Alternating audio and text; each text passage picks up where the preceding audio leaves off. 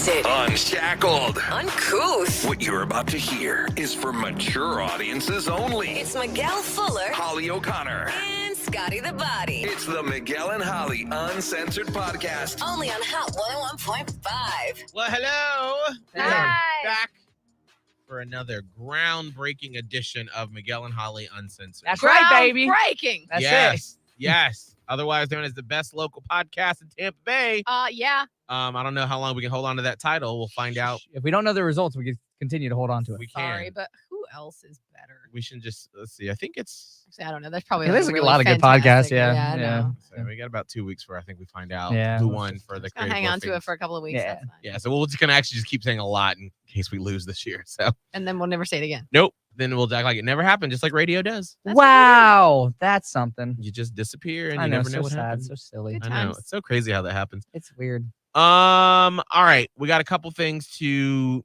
get through Yes.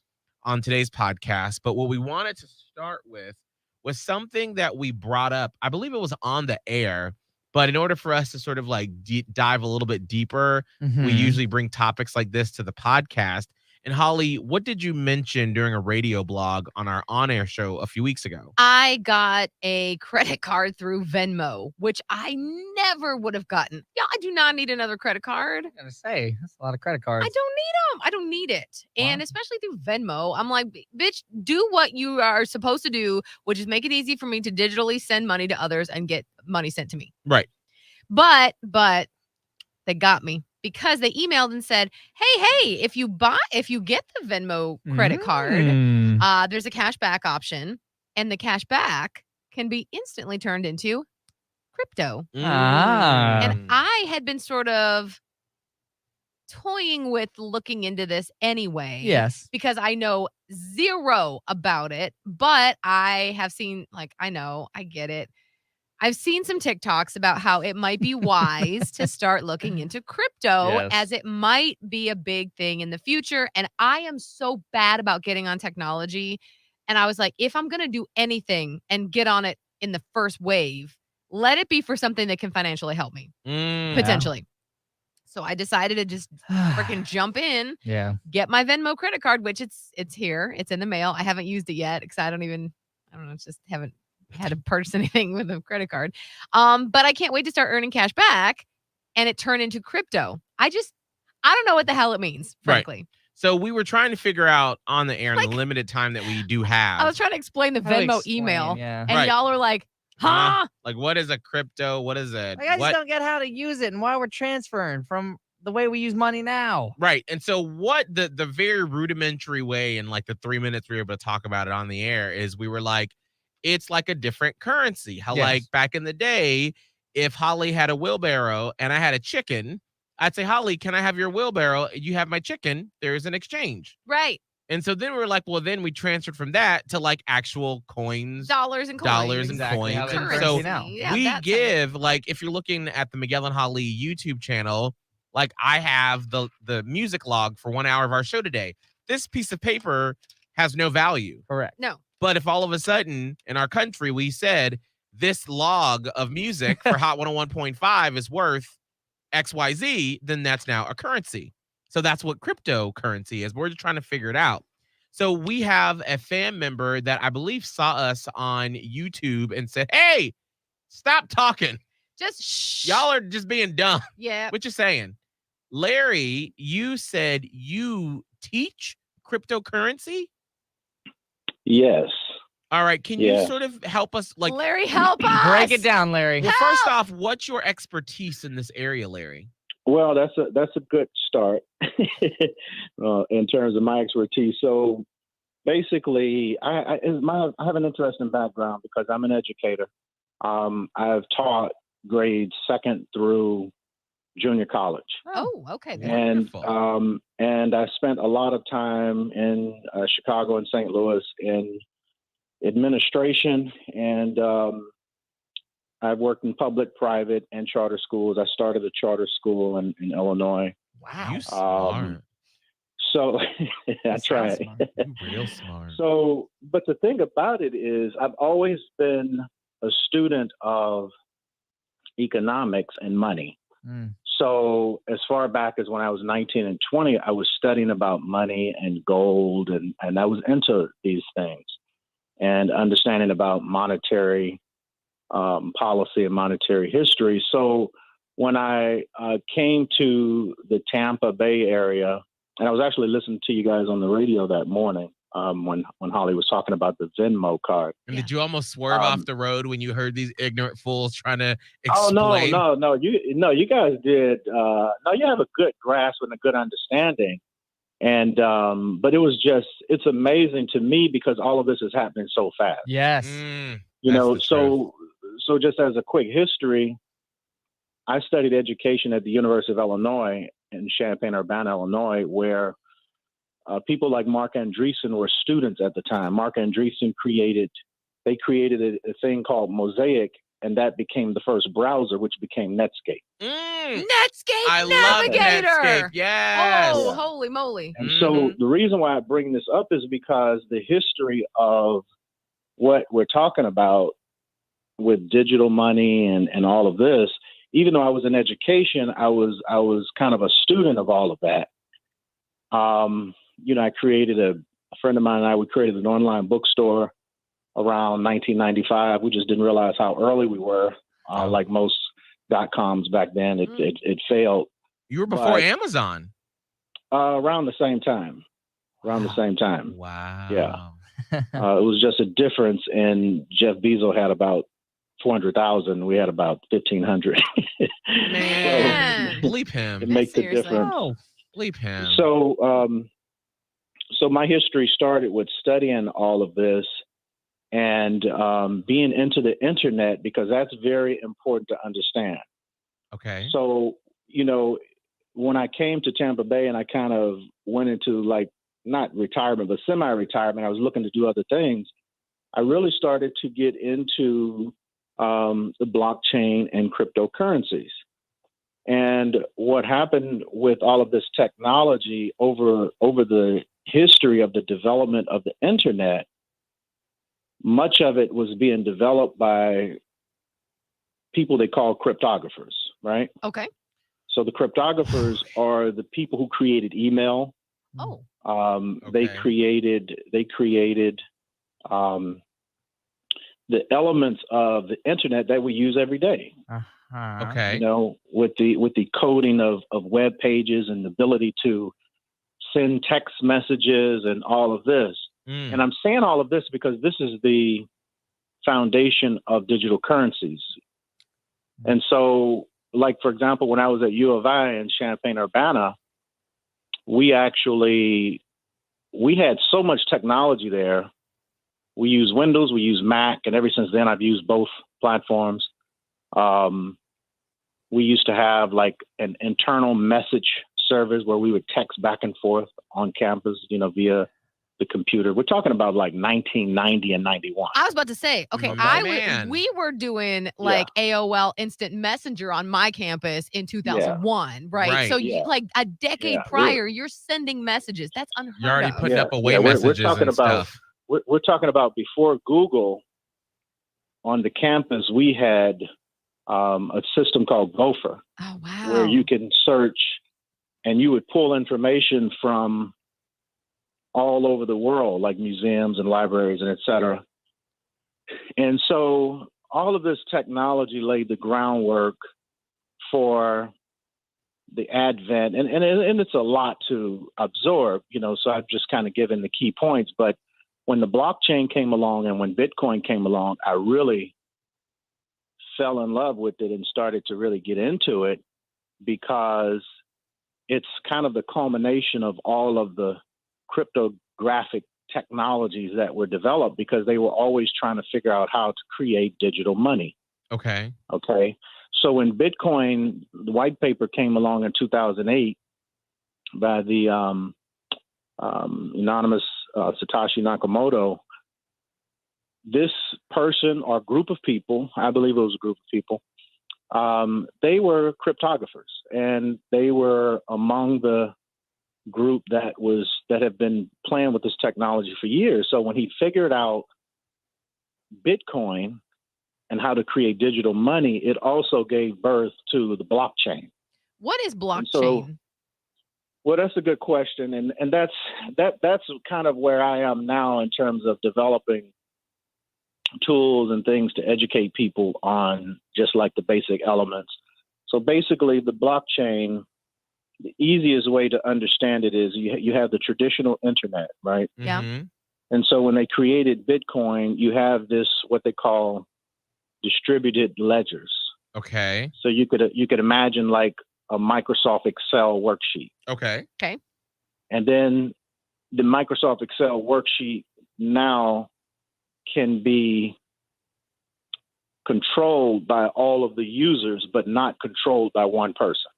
So everyone has access to it, but there's no master of it that can just hit delete. Exactly. Got it. Exactly. Okay. So this is Okay. why Bitcoin people who are known as Bitcoin maximalists, who they believe in Bitcoin, they don't believe in any of the other digital currencies and all of that. They saw this as this was the answer to the central bank and the government's money printing and economies running out of control. Because it's the people. Okay. The people are in control. Exactly, because it's basically, think of it as coded money. Okay. It's money and a money system based on mathematical code. Now, Mm. tell me where I'm wrong in some of the podcasts I've listened to about this. When we're thinking about this, and I like going back to this analogy of the Excel worksheet, Mhm. like there's only so much money that worksheet established, right? Right. So like with the government, They just we- make more. right? We can say we're $1 trillion in debt, but like to who? Right. Like who do we owe? Like how does that? Whereas like with this worksheet, just going back to this example of like Mhm. there's only a finite amount of this cryptocurrency that was created when they first got this worksheet. Just to keep going back to this example. Is that correct? Right. Exactly. So Okay. basically, what you're referring to, and that's a good analogy. What makes Bitcoin so valuable, Mm-hmm.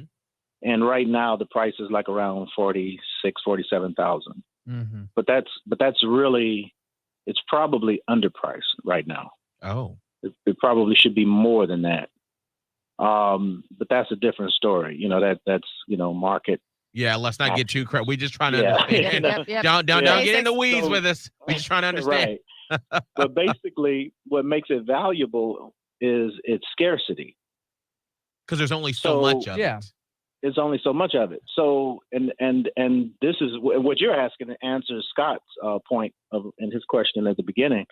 The reason why Bitcoin is important, and this is another issue with other currency, but Bitcoin is scarce because at the creation of it, 21 million were coded where there would be no more than 21 million ever. Okay. And that's very, very, very important, because the problem with the world's economies are that the central banks and the governments work together to create money when they need it. Yeah. Right. You can just print more. Okay. Mhm. Yeah, they just print. But everybody is in this mindset like, the government can just print money and, we don't have to work. We don't have to do anything. I mean, if that was the case, then why do they collect taxes? Right. Someone is going to have to pay that money back, Mm-hmm. or the thing just implodes, Mm-hmm. which is the direction that, we're headed in. Mhm. And so, so Bitcoin was actually created, and in the code was a comment typed into the code where the creators put the headline from the British newspaper. I forget the paper, but it just meant it made a comment about the chancellor and the government is printing more money again, basically. Mm. And so this was an answer to that. So the scarcity is key, and that's what makes it so valuable, because no one can change that. And some people would say, well, couldn't they just change the code? No, they Yeah. can't. Oh. They locked, can't. right?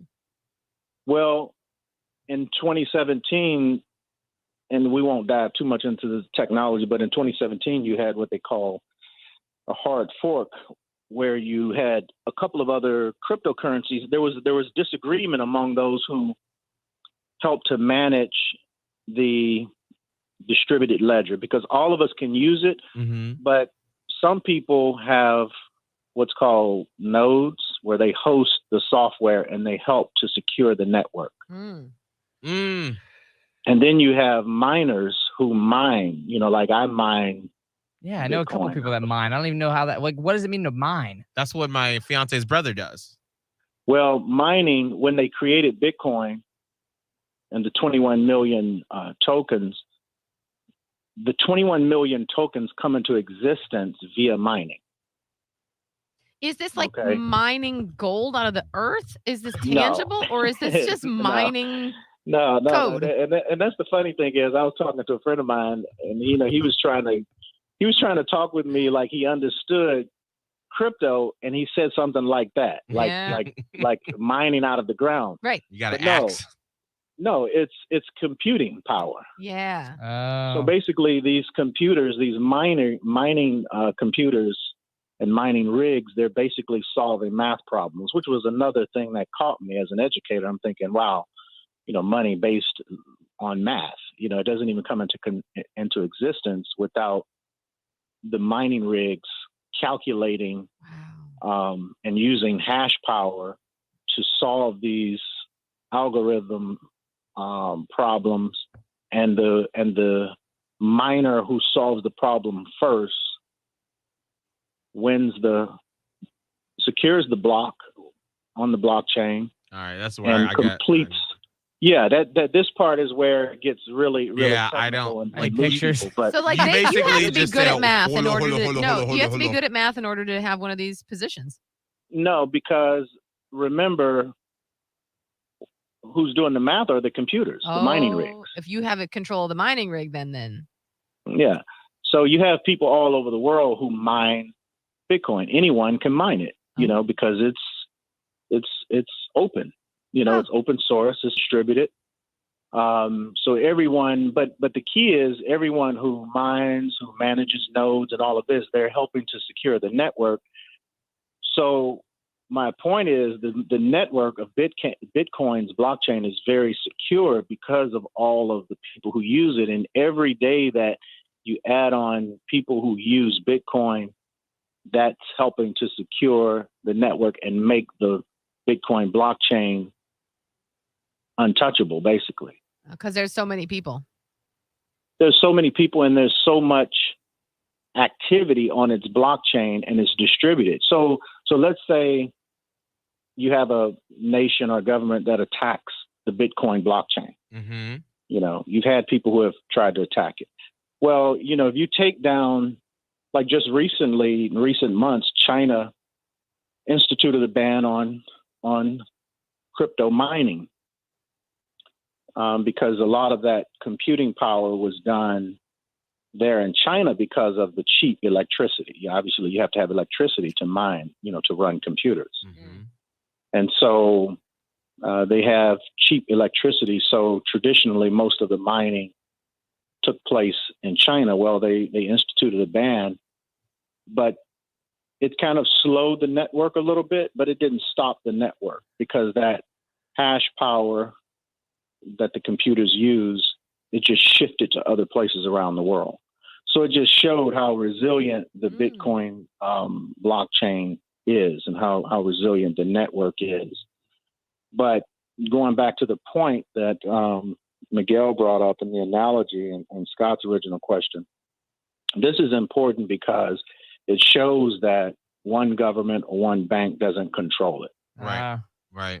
And that's important because since Bitcoin, you've had other blockchains that have been created, and now you have thousands of blockchains, well, hundreds of blockchains, but tens of thousands of different cryptocurrencies. Yeah. And those ones that Holly mentioned, that Venmo, remember Venmo is owned by PayPal. So a year ago, PayPal became really the first big company like that to basically bring Bitcoin and a couple of the other big cryptos like Ethereum and Litecoin. They started allowing their users to buy and sell it. Okay.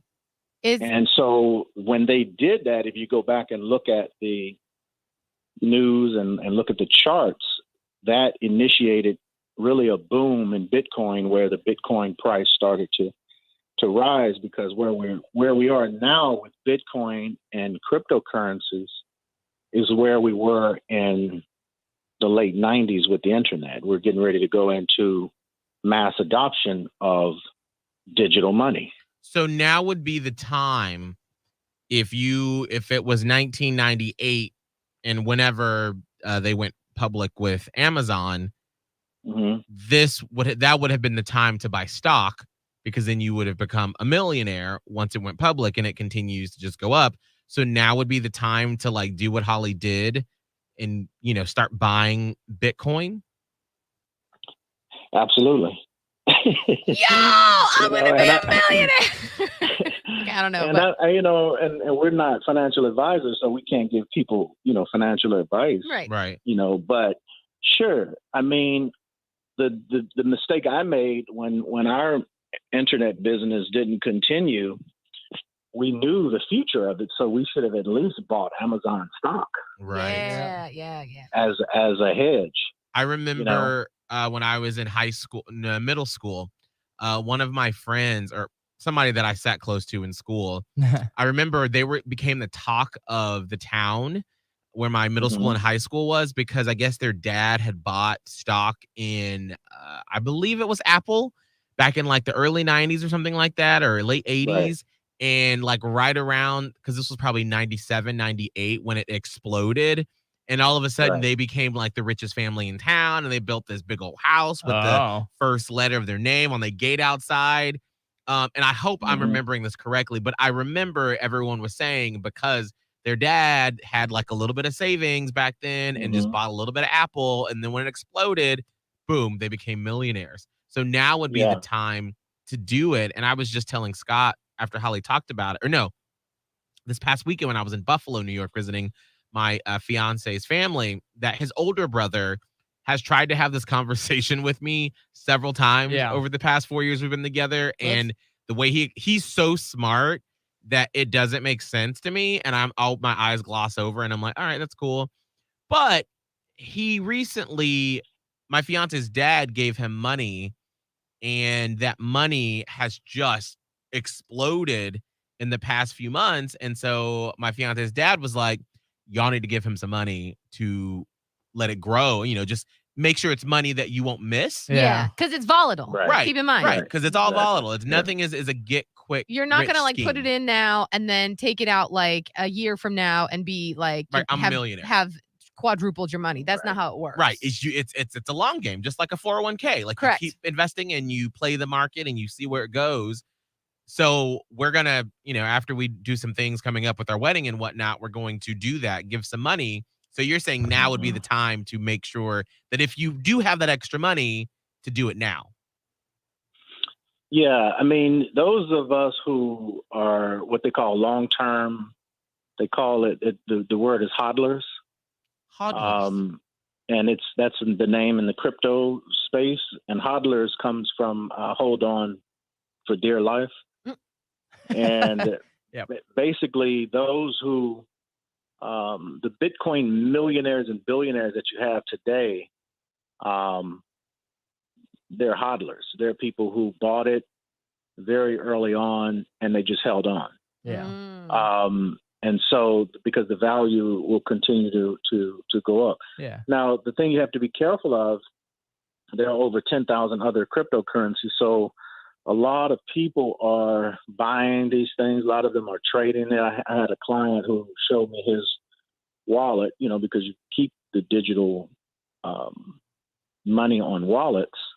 And those are, other things that, we teach and kind of teach people how to do. But I looked at his wallet and he had like cryptos that I had never heard of. Oh. And one I had heard of, and it's what we call a pump and dump. where they create these cryptos, just like back in the late 90s and early 2000s with .coms. You'd have companies with .com that had nothing to do with the internet. Yeah. And so a lot of people are losing money. But it's the best bet is to understand Bitcoin and its history so that you can understand why it's here, why we have it. Because again, these are lessons that takes a while to understand. But remember, money used to be backed by gold to maintain its value. And when you study the history of money, global reserve currencies, like the U.S. is the global reserve currency right now, they only last, I think it's 50 years. They only last 50 years. So 2021 actually was the 50th anniversary of the United States taking its dollar off of the gold standard. So it's no longer backed by gold ever since 71 when President Nixon removed it. We did. The reason why they removed it is because it gave them the power to basically control money globally and to keep the U.S. dollar in control. So basically, they've used it. Just being honest, they've used it to basically what they call weaponize the dollar. And so when you have countries like Cuba that go under 50-year sanctions, I don't know if you've been to Cuba. I've been to Cuba. So sanctions from the United States government is very painful because they can't access the dollar, like other people can, and they can't leverage things that they need to do in their economy because they're restricted from the U.S. economy. Okay. And so when you have, like, for example, just to give you just a quick lesson, El Salvador, you probably heard, made Bitcoin legal tender. Panama is working on making Bitcoin and Ethereum equal legal tender, equal to the U.S. dollar and other currencies. The Ukraine, in the past few days, have announced that in 2023, Bitcoin will be legal tender. So we're moving towards what is going to become a Bitcoin standard, as opposed to different currencies. What used to be a gold standard, because the gold standard used to back up all of the major currencies. So the governments and the central banks would keep gold as a hedge and leverage for their currency. Well, that doesn't exist anymore. So the currencies are being printed out of control, and that only increases inflation. So prices rise every year, and in some places like Venezuela, you have hyperinflation where one day, the burger might be $10 and the next day it's $100. Oh. So I'm going to stop you here because I feel like our brains are about to explode. Yeah. And I feel like we just spit out a bunch of information in the last 28 minutes that our minds need a minute to digest it all. Definitely. Definitely. So if someone is curious and wants a little bit more information, Larry, where do they get more information, or how can they find you? And you said you're an advisor. How can they get more information if they really want to dig down deep into it? Yes. I'll give, can I give my email address? Yeah, Larry, I'm gonna sign myself up for you because I got some Ethereum coming my way and I don't know what the hell to do with it. Okay. Ethereum is the second biggest, but that's another whole story because a lot of people expect for Ethereum to become bigger than Bitcoin, but that's another chapter, because Ethereum is like the future iOS, Apple.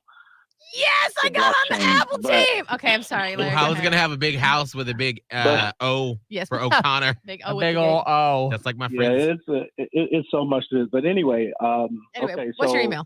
I'll give my email and my website, because I'm launching from that website a new crypto blockchain education platform. But my email is info, INFO, at Unlock the Genius. Unlock, UNLOCK, the THE, Genius, GENIUS, unlockthegenius.com. And the website, unlockthegenius.com, they can go there and at the bottom, they can fill out, the name and information where I can send them information on the blockchain education platform that we're launching is called Blockversity.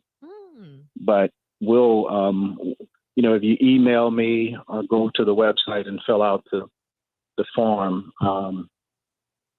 we'll send information once Blockversity launches, and it'll be a way, to Miguel's point, it'll be a way where we can kind of step by step, 3-4 minute video by video learn, and it'll be membership based where people can basically go back and learn and study, because it is a lot. It's a lot. No, it's a lot. Yeah. We haven't learned this. We haven't taught this in schools. Yeah. Right. No, clearly not. Our brains are like history. Yeah, it's like I never knew when I was just in the past year I was researching monetary and money history, and prior to slavery starting in West Africa, a lot of things were happening in that part of the world. Well, one of the things that happened is that, like in the area of Ghana, the Africans used glass, like glass beads and pearls as currency. And when you study currency, different people have used different things, just like bartering, example that Miguel gave. So but what they didn't realize is when Europeans were coming and they started trading, they didn't know that the Europeans had developed a way to make glass or mass produce it. So then that gave them the supply. Right. So it's just these types of things in the history of it is a lot. It's a lot to study because we have never been taught all of this stuff. So now it's all coming to the forefront. So now people getting cards and digital money when they don't have the history and the background of where all of that's going. And you're the man to help them understand it. Well, Larry, thank you so much for taking us through this journey of Bitcoin and crypto as we try to wrap our brains around it. Thank you so much.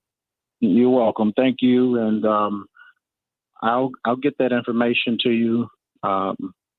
You have my contact, and we'll continue, just trying to educate people, because in closing, final thing, just be prepared, because the governments around the world are actually soon going to move to digital money. So they're going to get rid of cash. Mic drop. That's the headline of this shit. Okay, thank you, Larry.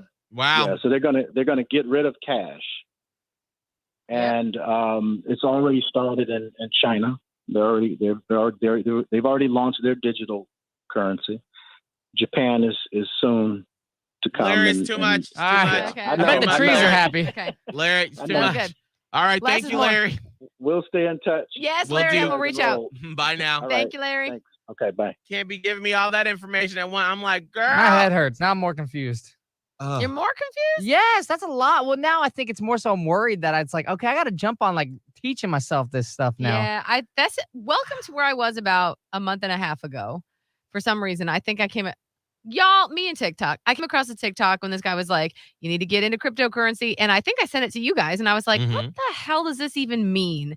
And so I did a quick Google, and I'm like, this is too much to read for my eyeballs. I can't pay attention to this. So that's why when the Venmo thing came up, which was divine timing, or just because Venmo, it's starting to be a global conversation finally.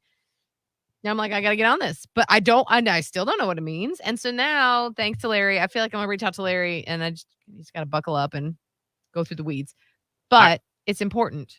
I really hope that Imagine Steve Jobs trying to explain to you what was about to happen in like I 1979. know it's like I want to be able to jump ahead of it and join it, but I'm like, where do I buy a Bitcoin? If you have to, this is what's confusing to me. That's why I liked the Venmo thing.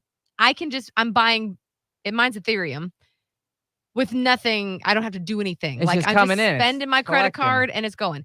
But he's right. Larry's right. Typically, you have to get a wallet, and that's where you store your cryptocurrency. I don't know about that shit. I don't know. Yeah, I got to do some research. Oh, sugar tits. Anyway, that's Well, I hope that someone from this podcast that's listening, that listens to this today or in the next month or whenever, they start this process and they become millionaires from it and whatever that looks like in the future. mm-hmm. And if I'm destitute, please help me. Well, that's my worry though. I'm Like all fine, I man. picture is one of those movies where like the world is like crazy Yeah. and there's like fires and trash cans everywhere. And then I'm going to be that one guy that didn't jump on. And like us, regular folk, we're going to be just eating dirt. I don't want to eat dirt. I'm legit worried about that. It's like I'm trying to be successful, but if we all go to like this magical coin that's on the interwebs and only the ones that understand it could get it, shit, that's not my Well, specialty. I don't think it's gonna happen tomorrow. No, Well- and also it won't be like that. I mean, it'll be like the stock market. Like that's what we you don't think. We don't know what the future holds. I think that's the scary thing, though. No, we don't. But I mean, you just want all. I mean, if you have a job and like, let's say we switch to digital currency, then you'll be paid in digital currency. So it's not like all of a sudden your money is just going to like evaporate and go away. Like you'll still be able to make money. We'll just understand it differently. Like think about credit cards weren't a thing until the 60s.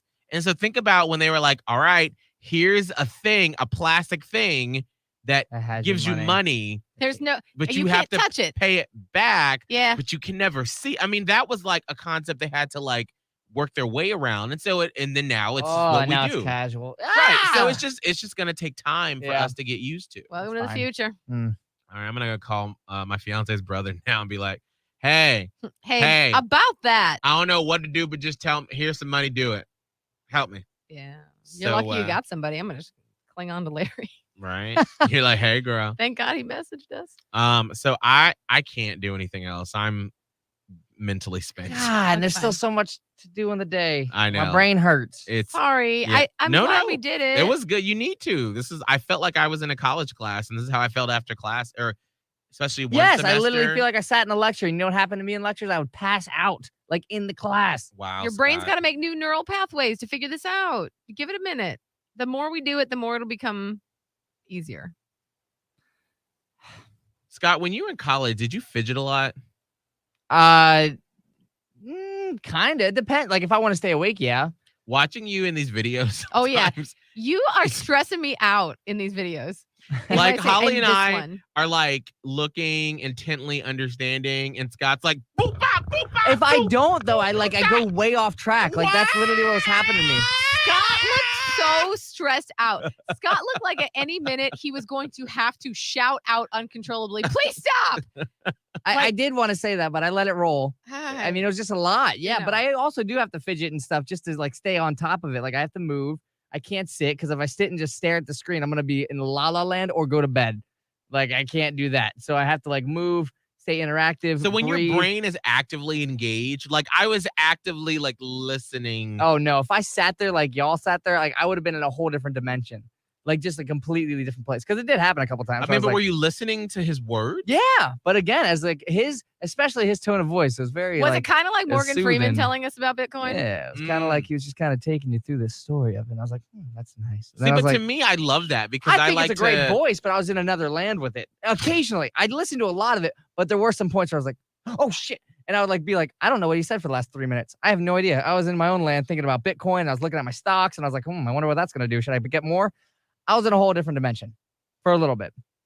girl, you got to be present, honey. Dude, I know. His but brain works differently. yeah, like we all like have different ways of doing it. That's why like, and this is behind the scenes, but when I'm working on stuff on the computer, I'm like singing, whistling, doing stuff because it's keeping me actively like engaged in the situation. Yeah. That's why I stand when I do it because I sit. I'm What going to is be it called relaxed. when you have divergency? What is it called? Neurodivergent? Is that what that is?